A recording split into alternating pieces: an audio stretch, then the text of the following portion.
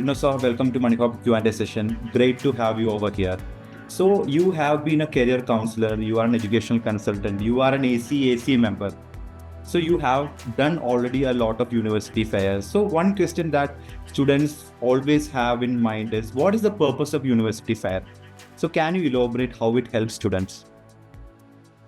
Sure. Thank you, Vishnu, for having me here today. I'm really thrilled to share insights from my experience of organizing university fairs and actually guiding students on their international education.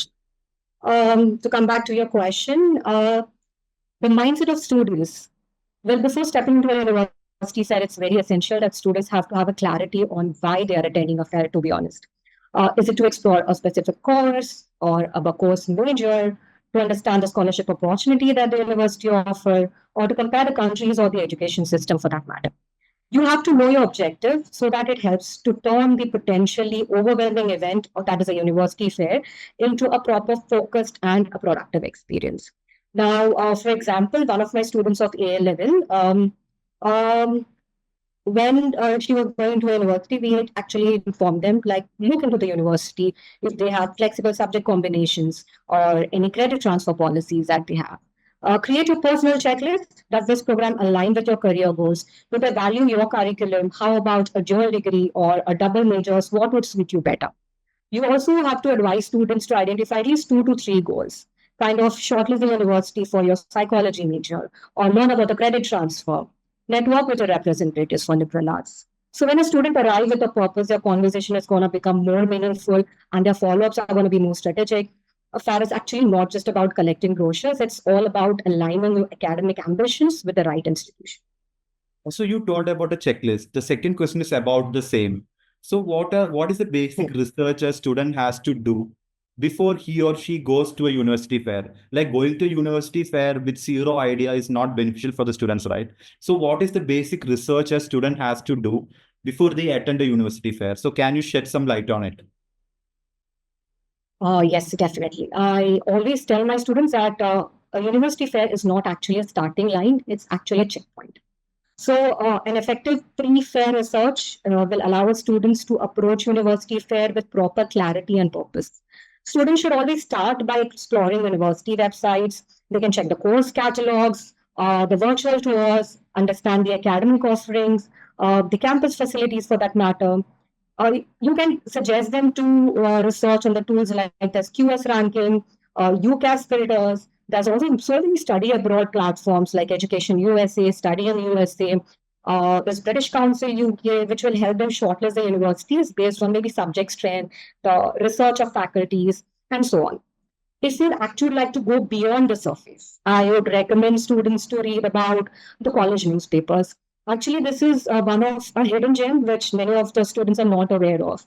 So, for example, the Brown University have got Brown Daily Herald, the Emory Wheel from Emory Universities, or the Cornell Daily Sun of Cornell University. These all newspapers gives you a real sense of student life. How is the campus culture and what current events happening in the university? They give you insights about what actually happens in the dorms, the dining halls, and student organization. So you will actually know how the culture is and whether you'll be able to fit into this culture. And lastly, I would say connecting with current students or the alumni of the university.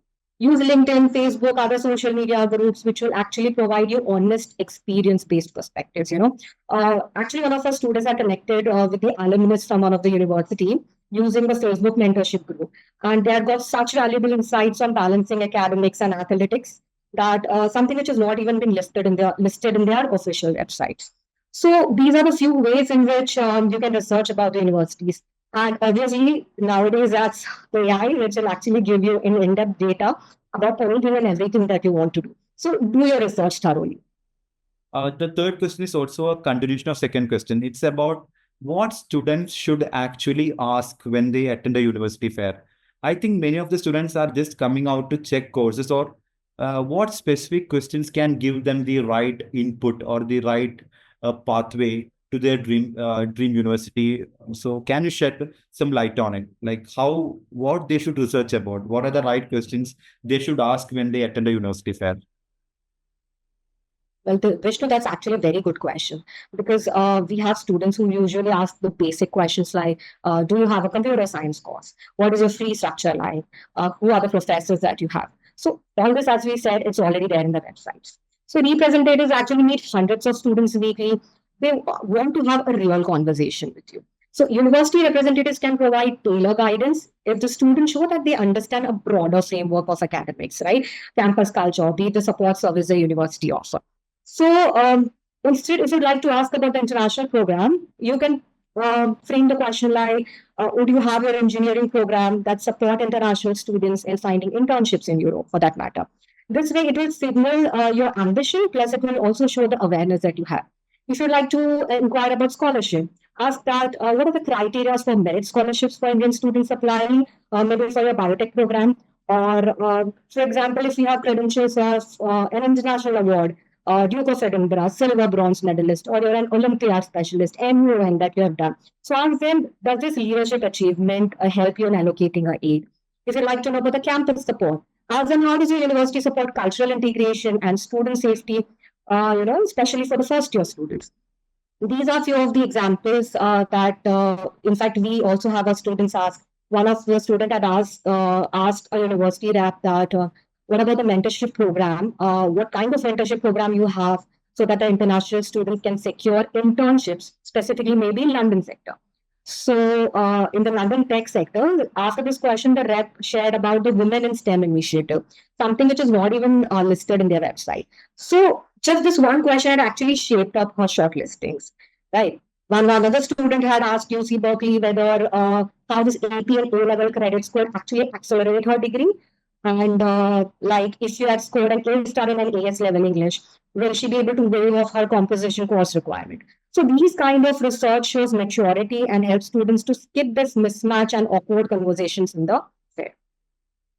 What is summer programs? Can you tell about summer programs abroad? Now it's summer and a lot of summer programs I'm hearing. So can you give more detailed about summer programs? Because most students don't know it. They see the term, they don't know much about it. So can you shed some light on it? Summer program abroad are more than actually academic experiences. They are basically gateways to global exposure, the personal growth, and strong university applications, I believe. Now, if a student is from a Cambridge or an IB curriculum, they can actually find that these programs will offer a next step into what international education actually feels like. Independent learning, interactive discussion, collaborative projects all across cultures. One of the major benefits is your academic alignment. Students get an experience of university style teaching, be it seminars at London School of Economics, lab kind of work which happens in University of Sydney, special boot camp or business case studies that happens in our Indian business school for that matter. So if a Cambridge student is passionate about entrepreneurship, let him attend a summer immersion at a university in India or abroad. One of my students actually worked in a live business case and developed a pitch with a mentorship from a startup founders. This experience added a real world depth to her Common App essay and had actually become a starting point and a major discussion base for her interviews. This experience will also shape up to your extended essays and, points for your personal statement. Beyond academics, I believe this program will also build the soft skill, your adaptability, cross-cultural communication, independence for that matter, which our Indian students actually lack. So they also demonstrate initiative, actually a trait which is highly valued by admission teams. So to summarize it all, student chooses to spend their summer learning in an international setting. It actually signals the commitment, the curiosity, and the college readiness of a child. Now let's take a fair. A lot of university representatives would be there, right? So how can students impress them? University representative have to talk with a lot of students. What make them remember the students they talked about? Or in simple term, how can a student stand out when they're interacting with university representatives? Well, absolutely, yes. Standing out at a university fair isn't about flashy resumes. It's about having an authentic storytelling and a meaningful questions, right? So representative speaks to dozens of students in a day. So the ones they remember are those who can connect their personal journey to what the university specifically offers to them. Uh, I usually advise students that you tell your story with a purpose, right? Instead of telling me about your campus, ask them that I'm running into a mental health podcast at school. How does university of yours would support a student-led initiative like mine within psychology or media studies? This way, it not only highlights your passion, and it also shows that you're explored of what the school has or what values the school provides, right? Second is, you have to ask insightful and targeted questions. Before the fair, as we said, you have to research the university programs, the initiative, faculties. Like one of our student had asked, I'm from a physics background, physics, math, and economics combinations, and I also deeply care about sustainability. So do you think that your engineering faculty would collaborate with a climate-focused startups in Australia, for that matter? These kind of questions would show a personal touch and show that there's an alignment between you and the university. Not only your academic interests, the extracurriculars that you have, the future goal that you demonstrate. How are they going to intersect with you and the institutional strengths, right? So you can ask about the summer program. How would I build a real business prototypes with your industry mentors? So basically, the goal here is to spark a conversation. It's not just another information. When you lead with curiosity and clarity, you're just not another applicant. You're actually going to be a potential future collaborator for the university, right? No, now coming to the don'ts. What are the don'ts that students should focus when they're attending university fairs? What are the common pitfalls or the wrong questions that students ask when they attend university fairs and that repels these representatives? Can you tell about that? Yes, there could be a couple of downsides also that can actually trip up, even for the most well-prepared international students, I would say. But with the right guidance, this can be avoided.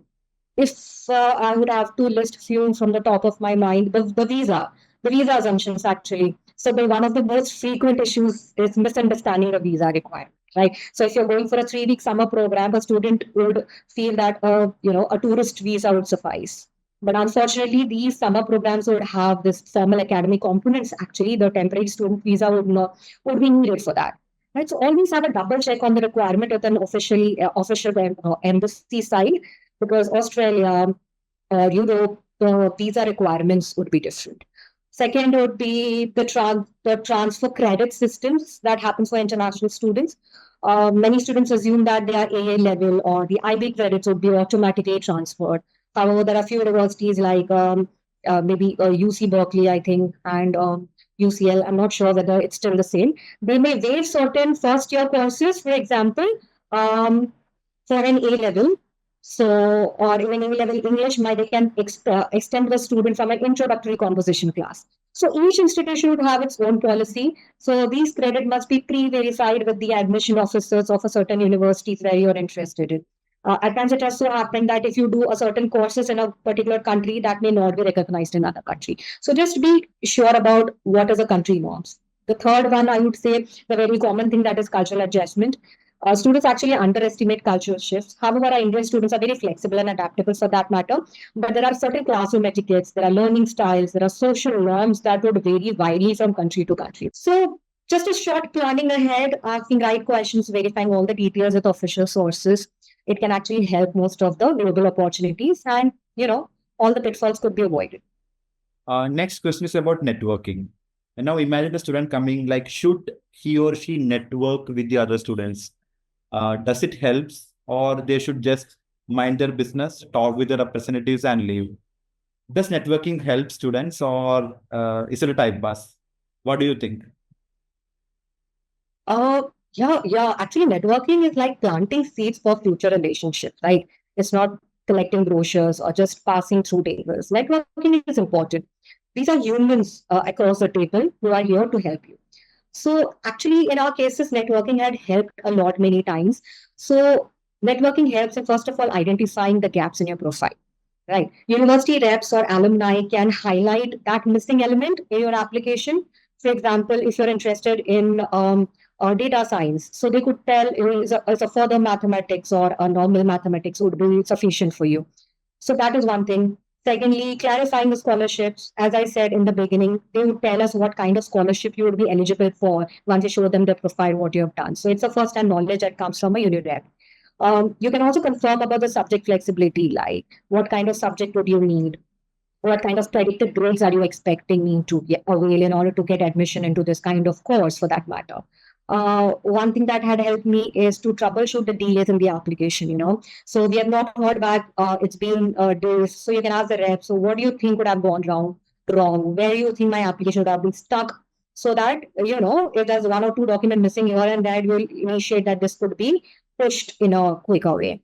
And you can get yourself connected to a professors or a research group, right? So if you have a niche interest, reps can actually guide you to the right faculty, help you connect for a Zoom session. So this way you can also have a good rapport with the uni reps and also have a good connect later on.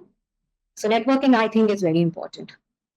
Rinoza, you have shared a lot of incredible insights, and I'm pretty sure that the students who are watching this video will definitely benefit from it. And for the same audience, they would love to know about you. So can you share some insights about yourselves? Thank you, Vishnu. I understand that organizing a university fair is like designing kind of a launch pad, clarity, curiosity, and right mindset. Students can convert uncertainty into strategy. To just introduce about myself, I'm into education industry from last 9 years, around 5 to 6 years into teaching, and last 4 years into career counseling, working with Kanakia International School as a career and university counselor. I am also a member of International IAYP. I've been accredited by British Council as an agent and counselor, also Times accredited counselor, also an IC3 registered counselor. I'm passionate about teaching and helping students, discover their careers and objectives and focus in career and life. Thank you again for having me, and it's been a pleasure to share this insights. Have a great day. Thanks a lot.